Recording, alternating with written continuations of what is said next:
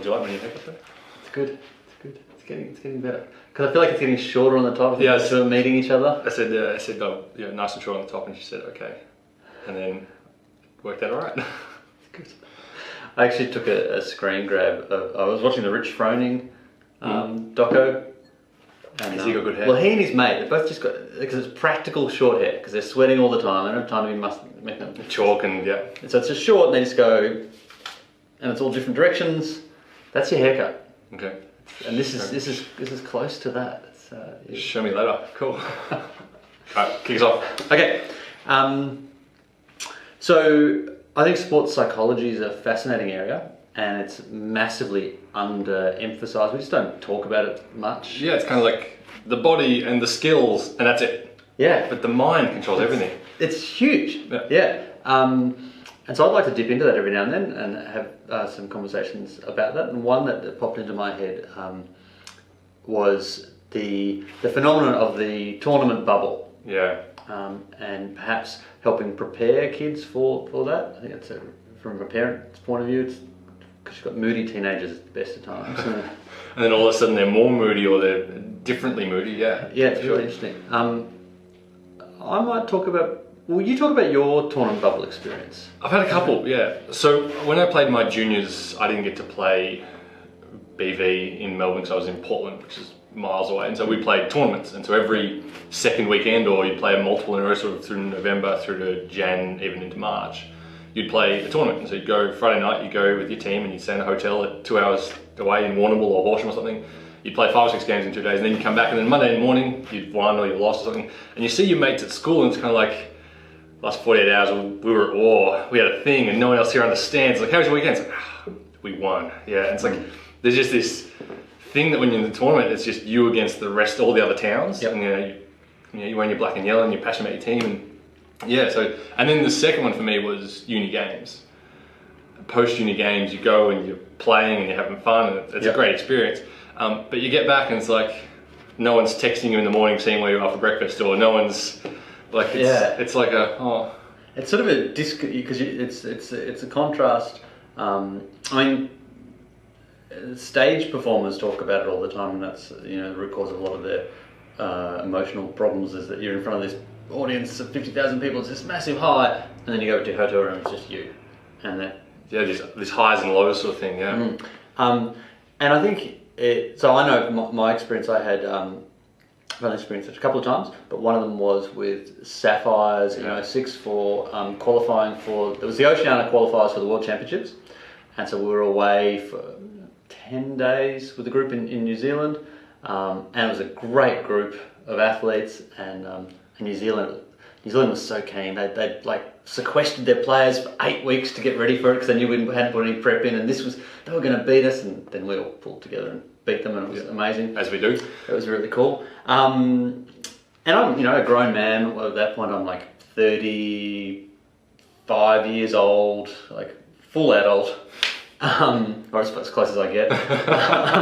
On your way. Yeah. And I came back from the tournament, and I was just so flat and sooky for a couple of days. It's like nothing else matters anymore. It was really weird. And so I thought, if that's how I felt, you weren't even playing. Wasn't even playing. Not really much of a role, to be honest. Like just eating the food and warming the team up. I did about 46 minutes of work a day. That was great fun though. But anyway, the point being, if it affected me that much, think of the teenage brain where, and in the teenage brain, I think it's important to understand that the part of the prefrontal cortex that regulates emotions doesn't grow at the same pace as your ability to feel emotions. Yeah, we should know the name of it. Put that. There it is there. Yeah. So there's this imbalance. You can feel emotions a lot more. You can control them not that well. Yeah. So you've got lots going on, but you don't know how to express it and how to communicate and how to balance it out and how to read it. Yeah. Yeah, and then you factor into that where sorry, Mum. I suppose. Sorry, Mum.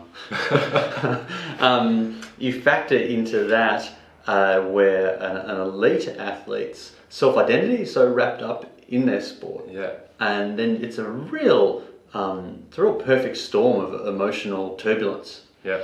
And so I think just, we've had instances where kids have come back in and they've been like, why am I so upset? Which is great that they're the ones that are talking about it. I think as a parent and as a coach, if you can help them, if you can say, look, this is actually going to be normal. You're on a massive high, you're together as a unit. When we all, hands in that one last time after that, it's going to be totally normal that you're going to feel pretty flat. And because I think it's a bit like panic attacks, like how a panic attack works. Go. Yeah. Yeah, is you start to panic, and then you panic because you're panicking. And so it's panic-fueled panic. And then it's just, you're gone. Yeah. And I think it's a bit like that with getting flat, is you get really flat and then you get kind of down on yourself, like, why am I so flat? Whereas if you know, okay, this is totally natural, there's going to be a high, there's going to be a low, just ride it out. You'll be back to normal in 5 to 10 days. Yeah. But that's just part of the rhythm of tournament play. I think that's a really important thing to... Yeah. Any other tips? I don't know. I think, like you said, I think recognizing the it's going to happen, recognizing things, being aware and self-aware that something is going to go a certain way is the best way to fight it. Or not to fight it, but to ride it out. Yeah. And so if you're aware that post-tournament, post-competition, been at war or been through all this stuff together and then you're split back up, being aware that post that will suck a bit, helps it not suck as much because you're like, okay, this is what I expected, just get through it. And I think you've prompted me with a tip. I think the biggest tip is to be not to try and artificially make yourself like to allow yourself to be flat and sad. Don't try and artificially rev yourself back up. Like, okay, well, I'm going to feel a bit sad. That's actually don't go trying to play laser tag or eating all the ice cream. Well, that's actually an acceptable emotion to be sad. Like, we're not meant to be happy all the time. But if you can just accept it, okay, well, I will be a bit sad. There is a bit of a separation process from the group, and that's totally okay. On that, actually, through our friend Pete, I met a wellness coach or like a psychologist type thing, and she was talking about emotions and how we tend to categorize emotions as either negative or positive. Yep. And that's actually bad because negative emotions aren't negative; they're just different. Like putting a negative emotion on it creates a situation where you feel like, oh, I'm angry, I shouldn't feel that, that's bad. That's okay as long as you recognize it and can work around it and adjust for it. Sometimes people can be a little bit melancholy, and that's a good thing. Like, okay, you can't. It's artificial to live constantly feeling, buoyant. Like I'm pretty annoyingly happy to be around. You're a half glass, glass is overflowing kind of guy. Yeah. And that's become the self-fulfilling prophecy where the more you see the world like that, so I sometimes have to rein myself and say, don't talk about how happy you are about this thing, just keep it down. Just chill out. But there's also times when I'm really flat about a thing and, or frustrated or disappointed. That's totally okay. That's human nature.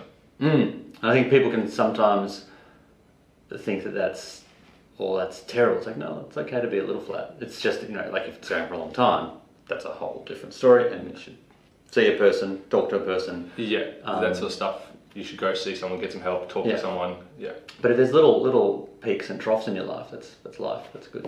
But knowing they're there, knowing it's appropriate, and knowing that you can just ride them out in the short term, particularly around those sudden changes where you've had a bond with a group and all of a sudden you're separated from that group. Yeah.